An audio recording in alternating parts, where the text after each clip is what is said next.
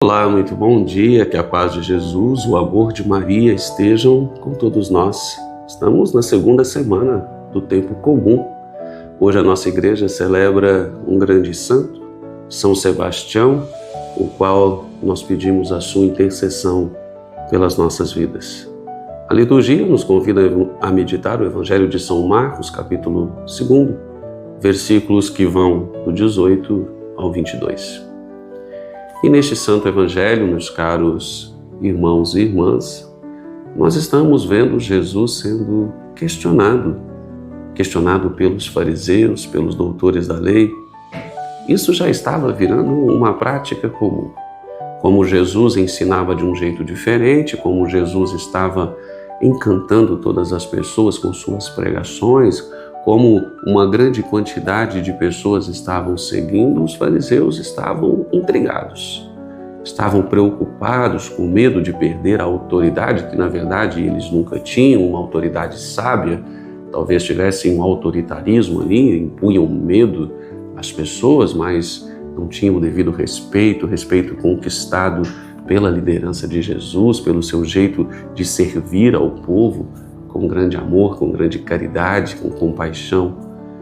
E essas pessoas, esses fariseus, esses doutores da lei, viviam questionando Jesus, querendo que Jesus caísse em alguma contradição, querendo contradizer algo que realmente fosse contrário à fé que eles professavam para poder prendê-lo. Queriam, de fato, descredibilizar a pregação de Jesus. Hoje eles vão alegar e questionar Jesus o porquê que os discípulos de João viviam sempre comparando também João com Jesus, porque que os discípulos de João jejuavam e os dele não jejuavam. E aqui nós precisamos entender bem esta explicação de Jesus.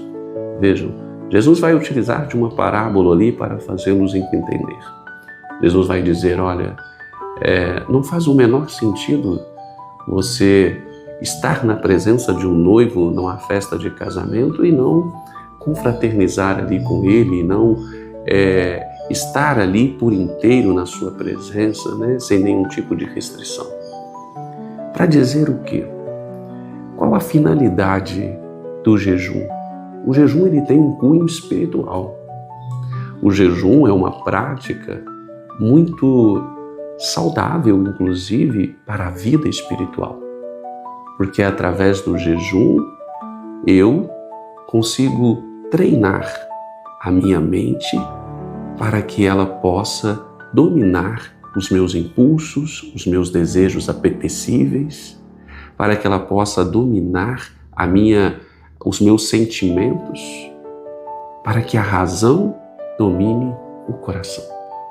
O jejum é uma prática onde nós nos submetemos a uma restrição, a uma limitação, para que quando, nas situações cotidianas, quando aquilo que nós temos dentro de nós, que é um desejo concupiscível, é aquela concupiscência que herdamos do pecado original, quando ela grita em nós, querendo se manifestar, é através da razão que nós conseguiremos dominar esses impulsos que nos levam ao pecado.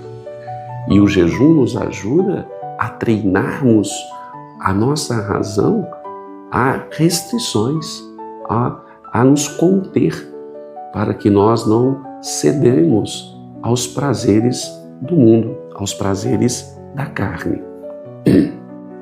É para isso que nós jejuamos e assim, através da prática do jejum, nós contemos os nossos impulsos e nós, consequentemente, elevamos a nossa vida a Deus. Vejam só, se no tempo de Jesus ele estava presente,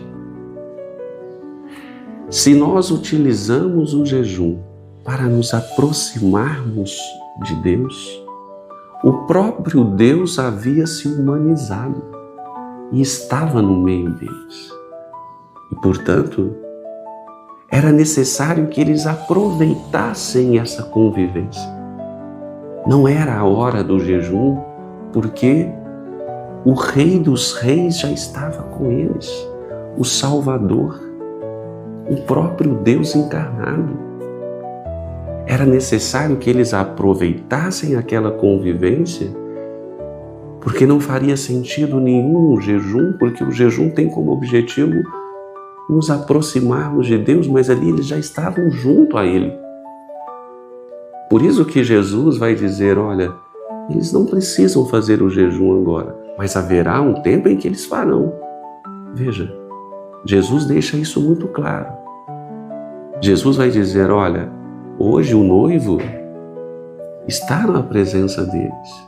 Amanhã ele será retirado, fazendo alusão à sua prisão, à sua crucifixão, à sua morte e ressurreição.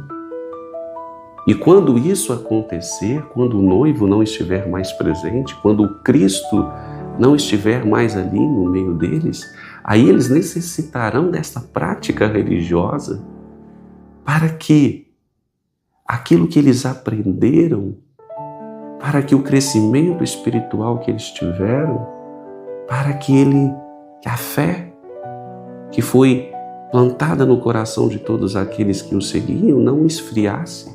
Eles necessitariam jejuar, eles necessitariam conter os seus impulsos carnais através da razão dominando o coração, para que assim não se distanciasse de Deus.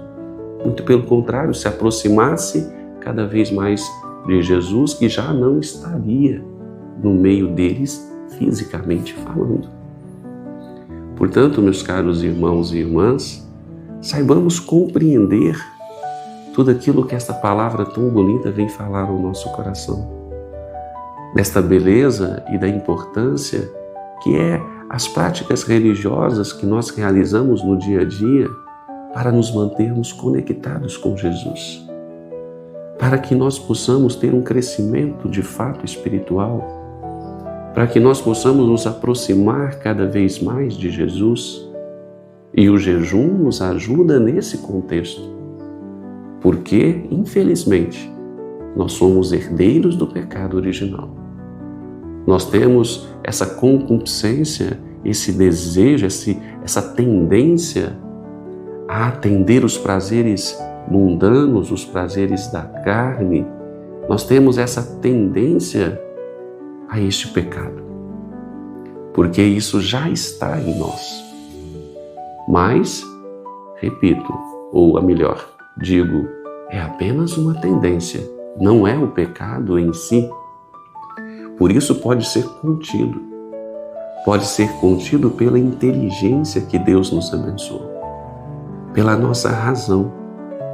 E é por isso que quando nós treinamos o nosso intelecto, quando nós treinamos a nossa razão, através da prática do jejum, a recusar ou a abster de algo que nos satisfaz, de algo que nos dá prazer, quando chegar uma situação de fato que nos leve ao pecado, nós teremos mais facilidade em dizer não ao pecado.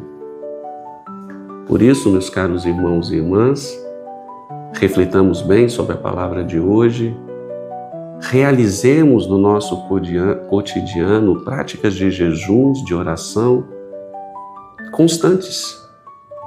E nós temos diversas maneiras que a igreja nos ensina como fazê-lo, mas façamos sempre com este cunho espiritual que nos eleva a Deus. Amém? Muito bem, muito obrigado pela partilha. Espero que de alguma maneira possa ter contribuído para o teu crescimento espiritual, que essa palavra possa ser realmente luz na sua vida. Tenhamos todos um santo e abençoado dia, de forma especial hoje sobre a proteção e intercessão de São Sebastião. E até amanhã com mais uma reflexão do Evangelho de Jesus.